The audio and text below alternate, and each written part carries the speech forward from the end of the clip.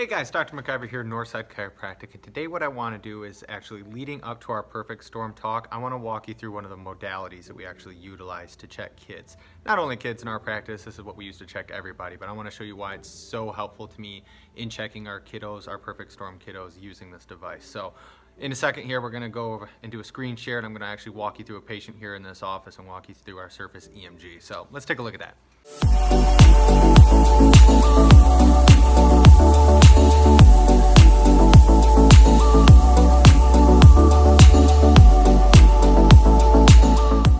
Okay guys, so what we're looking at right now is our Surface EMG, and this is 1/3 of what we use, our core score, insight, subluxation station.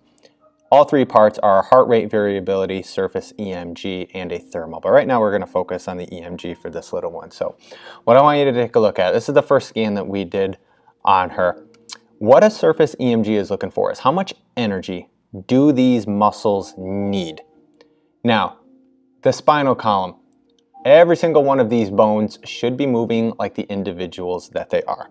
C3 should be moving like C3 and C4 should be moving like C4. But when you get a structural shift within this spine, you no longer have 3 and 4, now you have 34.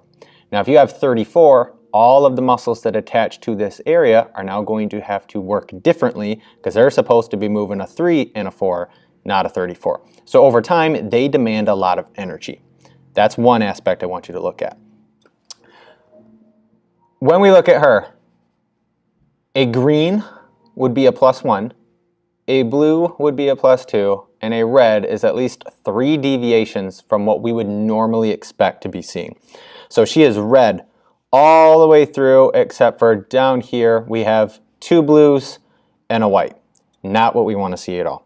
Here is her re-exam. So, as you can see in this section right here, we're still not done. We still have work to do, but we bring a lot more of the whites, which is what we're going for, couple of greens. This really good unraveling process that took place. Now, I actually use this particular scan when I'm doing my consultation, and I always ask the person, how old do you think this person is? Now, I already told you that this is a little one, but most people guess somebody in their 30s, somebody in their 40s. And the reason I show this exam to that person is, A, not only to show chiropractic in children, but who would have thought a 3-year-old could scan this way? Now, I told you this is looking for how much energy, what is the amplitude that these muscles need to move this spinal column around? How much energy are they demanding? Looking at this scan, is this 3-year-old experiencing pain right now? When I took this scan of her, was she in any pain? The answer is no. This little one was in no pain at all. But why did mom bring her in? Mom brought her in because she was having sensory issues. If your sympathetics, which is your fight or flight response, and this is what we're going to really get into in the perfect storm talk, when your sympathetics are just go, go, go, go, go, and they are constantly staying that way, your body is living in a state of I am about to fight or run for my life at any given moment. All of these muscles need to be ready to go at a moment's notice. So they demand a lot of energy because they're living in a state of we're about to fight or flight 24/7, any given moment.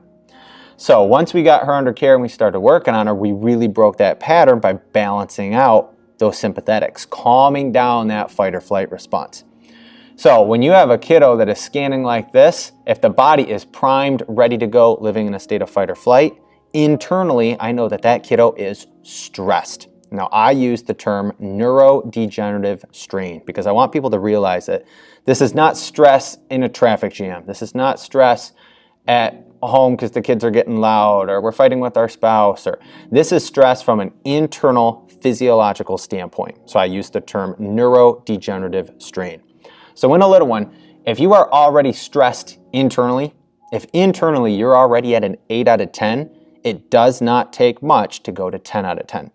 So when you take this kiddo into public and now there's a fire truck that just went by, there's a conversation going on over here, a cash register went off.